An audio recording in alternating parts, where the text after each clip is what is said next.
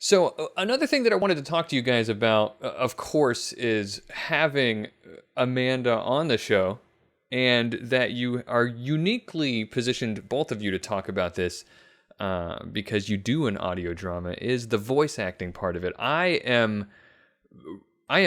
terribly interested in voice acting. I think it's so cool. And I think that voice acting as a career and as an art form has just exploded It really recently. has. And Yeah. and I think I just couldn't pass up the opportunity to talk to you guys about that. So let me start with you, Amanda. Tell me, how did you get started in voice acting? Let's just go start there and then go. Um, it was a bucket list item for me, so I just kind of looked into it. Um, it's so funny that you phrase it that way because to me, I still haven't really gotten the rubber to hit the concrete. Beyond this podcast, I've done kind of nothing, Sure. and I'm still, looking to expand.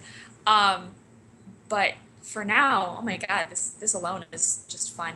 So I went online and I just browsed forums and I started looking for general advice. There's a lot of resources online on how to set up your home studio. There's a lot of articles and people talking about that side of it because a lot of voice acting is done out of the home right now.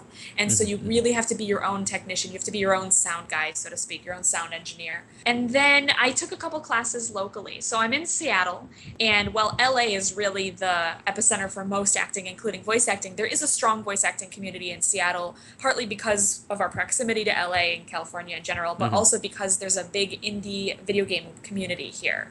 And so there actually is a Right. Right. pretty strong sound and voice and recording community. So I took some classes with Rick May. He was the soldier in Team Fortress 2 and Genghis Khan in one of the Age of Empires games. He's Okay. actually a stage actor. So it was really fun in these classes where he compared and contrasted stage acting to voice acting. They are polar opposites in every way. So that was really Wow. fun Wow. to I want to. learn. I'm gonna. I want to hear you talk about that in a minute, but keep going.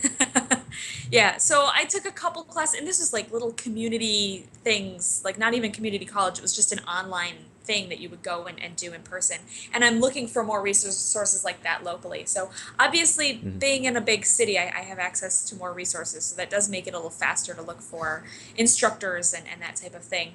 But to me, there's the things you can do on your own, which is practicing reading and getting and reading online and learning those techniques for all the sound engineering stuff and practicing reading scripts and reading copy. And then there's the Hmm. stuff that you can learn in a classroom setting, which to me is more of the acting side of things. Although a lot of actors are self-taught, I prefer classroom setting personally. The feedback, for one, I'm sure is.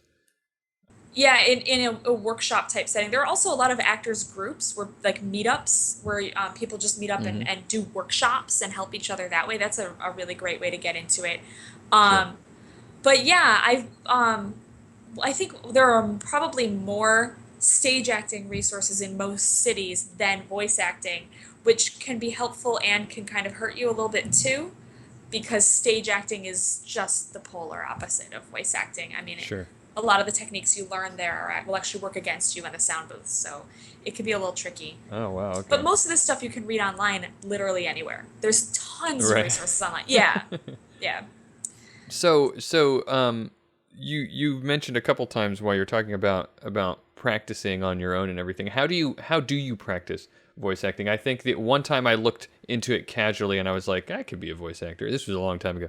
Um, and there was a lot of talk about reading through Dr. Seuss. I hadn't heard that one. There's a lot of there's a lot of script libraries online. Edge Studio has script libraries that are available for free. Um, Hmm. and one of the things I do is I actually keep a little uh, it's like a bucket next to my couch with all of my magazines and catalogs. I get like The Economist and Bon Appetit and stuff, and I will sit and just read articles aloud at home. And that way I get my news and I get to read my magazines, but you also practice reading through copy. Um, Right. but in terms of character work, which obviously is different in tone and pacing than articles in a magazine, there are script libraries online where you can practice. There's also a lot of those tongue twistery. That's probably why they recommended Dr. Seuss is tongue Yeah. twisters to warm up. I always start any recording session with grip top sock, and then I go into whatever I'm recording because it helps me warm up. So, but those Hmm. types of Hmm. tongue twisters you can find online like anywhere, which is really nice. Right. You keep mentioning how, or you keep dropping that voice acting is so much different than stage acting. Yeah. How how do you mean? Because like I said, I have some sort of a history with stage acting. Yeah. There's a couple of things. First of all, the first thing about voice acting that makes it different from pretty much all other types of acting is literally everything is cut and pasted together. So Mm. you are giving whoever's going to do the editing, even if it's you later on, the pieces and the parts they need to string together this whole, but they don't need to make sense in context as you're recording them. So if you heard the full recordings of my recording sessions, it would be a complete mess. There's an awful lot of like throat clearing and cursing sometimes Sure, and sure. just nonsense in between takes that gets cut out. But also the breaths and there's breath reduction and cutting that out. And just the spacing between things. Sometimes I'll record something and to me it's one full sentence and one full take. And later on I'll go back and I'll go, I don't like the spacing there, and I'll change the pause in between things. You can do that Sure, in yeah. voice acting. You can't do that in especially stage acting. Um, when you go on stage, you're on, and the whole Right. product in its finished form is whatever you do just then. One of the funnier moments in the little class that I took locally was there was a woman, and the teacher called her out and said, "You're a stage actor, aren't you?" Because she stood up to do her reading. She picked up the script, took a deep breath, and then put it down by her side and went to read. And he was like, "Stop! No, you are not on stage. You don't have to put the script down. Keep it in front of your Right. face. It's going to be there the whole time." So just the relationship to the actual physical script itself is entirely different. Wow, yeah. Yeah. So you start to learn to put your breaths and any kind of little mannerism that you might have in between sentences and give them these wide gaps of silence because then you have plenty of room to cut it out later and edit it Sure, down. yeah. Yeah, you start to learn to speak differently, which is a little So how strange. does so that's really interesting, the just knowing the way it's going to be used and how it's so much different than stage acting, because when you're on stage, it's very much from start to finish, people are going to consume it as a whole as Yeah. you do it.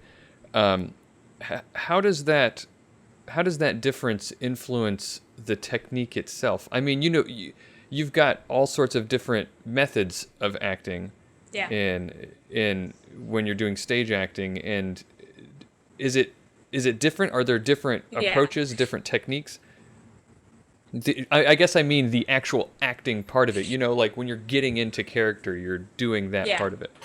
Part of it is uh, so the cut and paste piece of it, where what you're doing will be, cut apart and taken out of context and all this stuff, is more of a technical concern. And the two biggest Hmm. things there that are different is that things you have to worry about in voice acting that you don't have to worry about anywhere else are breathing and mouth noise.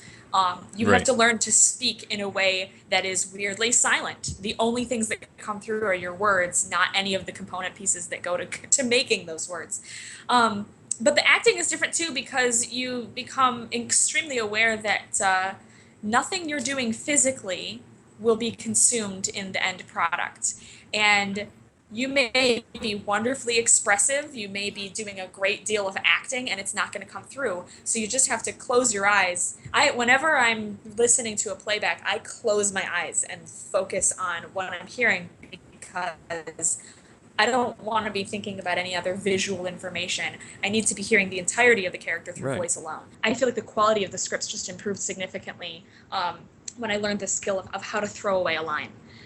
Which is where you don't give the line the weight and significance of the lines around it. You just kind of toss it out there. It sounds so Sure. much more Yeah. natural, but it feels so wrong to an untrained actor because it feels like you're not giving the writer's work enough like attention. Um, That's really so it's, interesting. that was huge for me. That was like eye opening, and it's like little things like that that are so basic, but I'm still sort of working my way through it. Oftentimes, I find that the barrier is the technology. because you're not just learning how to be an actor, you're simultaneously learning how to be a sound engineer and how to Sure. work your space and stuff. But doing that stuff on your own actually teaches you a lot on the acting end of things. If I didn't know how the cutting and pasting works, I wouldn't know how to space my breaths. So doing a little bit of sound engineering teaches you how to voice act and be a little more friendly to the sound engineer, especially if it's you later on. It's like so much better. You've given me so many good ideas for when I do the for when I record the audio for my GM screen videos. Like I'm There you go.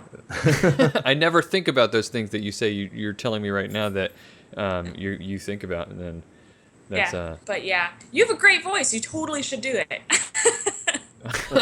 well, thank you. You did do Jiffy Todd.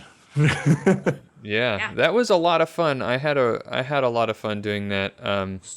Like I said, voice acting is something that's always been interesting to me.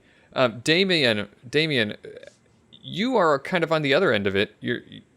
You're well, you're doing, in a way, you're doing voice acting, really, because you do a lot of narration. Yeah. You do a lot of isn't there a character that you have done or you're going to be doing?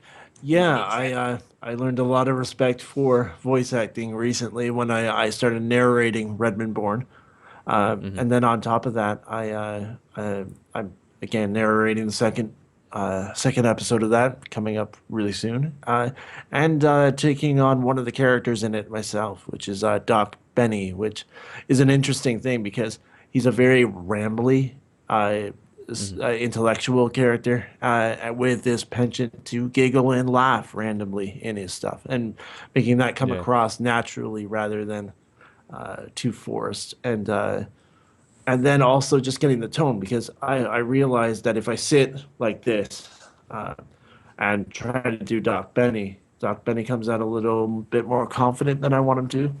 So I just kind of crunch myself up Yeah. when I do him and to kind of make sure It's funny that you say that. I hadn't thought of, but it's true. Like when I mentioned before that I was doing those history chunks for the actual play, kind of world building, and it was from the perspective of this guy who's a historian living in the underworld, and he's kind of this like South Carolina Southern native, and the first couple times I did it, I wasn't satisfied with what was going on, and one day I was just screwing around trying to warm up, and as I was warming up, I like leaned back a little bit, and I was just reading through the stuff and trying to do the voice, and I was like, oh, that sounds so much different. Like I'm just Yeah. leaning back, Yeah. because I wanted him to sound a lot more, relaxed and Yeah. with that southern drawl and everything. And you just made me think of that, Damien. Like your posture can affect that. Posture is a huge deal. You're actually not supposed to do voice acting sitting down ever because it lowers your energy level. But my recording space is tiny. I can't stand in it, so I kind of Sure. yeah. But if you lean on something or you sit, your energy will immediately be audibly lower. That's funny because I couldn't do it standing. So because of the limitation with the Yeah. equipment that I have, I'm using for those people out there who know a little bit about microphones, I'm using a condenser microphone. So it picks up a bunch of room noise. So that's the point is this microphone picks up a ton of room noise. So what I end up doing is I have like 2 or 3 blankets that I drape over my monitor and over me, and I'm like, in here, and it's Yeah. like so hot, and I'm sweating, but I can't do it standing up. But there have been many, many times where I've thought, I just want to get up and kind of like, and that makes sense. You say that Yeah. you should be standing up. I need to get a better microphone. So, Damien, how has your experience been with just dipping your toe in it? It's challenging, isn't it? It's challenging, especially since I naturally have a stutter. I just kind of Yeah. work myself up to it and overcome it. But it, thank God for audio and thank God for editing. So No kidding. yeah, it's definitely been challenging, but another one of those things that ended up being very rewarding. And doing things that I never thought I'd do that way. Like I never, we all don't like the sound of our own voice. I mean, we all Sure, think yeah. we kind of sound a little bit ridiculous, especially when you start this. But yeah, like listening to that and kind of overcoming that idea that it's kind of silly me sitting in a room alone talking to myself. It Right. has been kind of liberating that way, and uh, at least I have the right pacing, I think. Especially when I'm doing the dramas and such. So which is I important. find Some people have no timing at all. I find one of the most difficult things when I'm doing the little bit that I'm doing, even when I'm doing the GM screen, which is just me reading out rules. I have a very specific tone I want to use. It's very light and bubbly. I do that on purpose. Sort of like I use a little bit of a higher register to my voice, and to make it sound like a lot more lighthearted, because Shadowrun rules are very heavy. Um, so and the whole point of GM screen is kind of like to make people feel like this isn't so hard.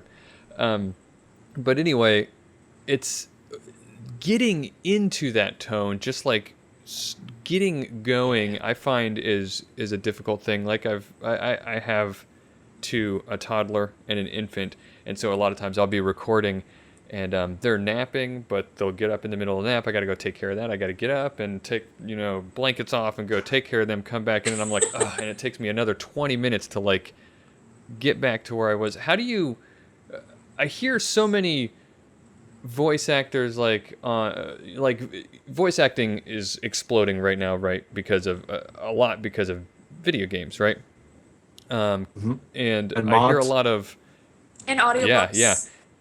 yeah. I mean, there's just all over the place. But I listen to a lot of podcasts, and occasionally I get to hear voice actors get interviewed, and they just seem to be able to, the characters that I know that they're doing, they just can like that, like they jump right into it, and they're a different person. And Well, it's you different say if you're just now into it. Are you? How do you do that? I It's. Go ahead, Damien. Oh, I was about to say, for me, I actually call upon the same thing that I would do when I'm GMing. Funny thing that actually role playing helps with that, because when you're GMing, a lot of times on the spot you come up with voices. Some are better than others, and you just Well, I'm going to interrupt you for a second. Like, I even have trouble with that, Damien. We were playing a practice session the other day, and you remember while we were doing that, I said, "Hold on a second. I got to find my southern dirtbag voice for a second." Like, I just had to like stop and say, "Hold on. I'm going to think about this for a second." I think when you're on the spot in maybe an audio thing with a bunch of people, it might be a little bit harder that way, because you're kind of it's kind of like oh wait, just hold on and listen to my impression. Sure. But kind of I felt at least that I could just kind of find that mind frame. Like for example, Redmond Born is a very kind of oppressive story. So I'm able to, and I'm kind of sick right now, so I can't really channel that very well.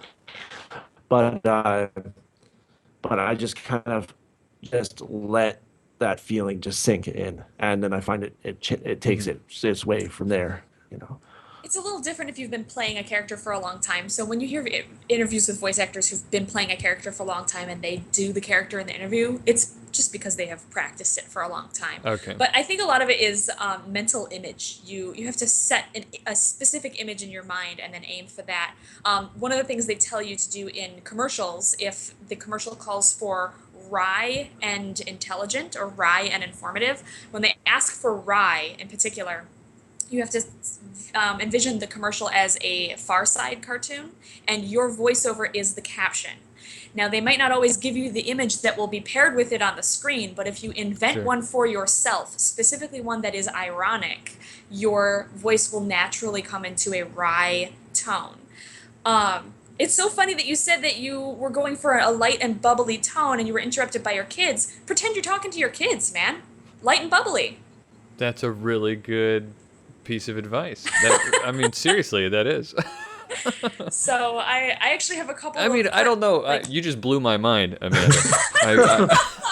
I really should be recording these, pretending that I'm trying to explain it to my kids. Yeah, I mean that's if you're going for informative and bubbly, kids are the great direction to go. I have a couple of cartoon voices that I've been developing just for fun on my own, and they are literally how I talk to animals. When I talk to a dog or a cat, that is my Right. favorite cartoon voice number one. And so I have to just pretend there's a dog in front of me. So it's all about creating a mental image and putting it in front of yourself and then speaking to that. If you're having a Right. hard time getting into a specific space. Yeah. Right.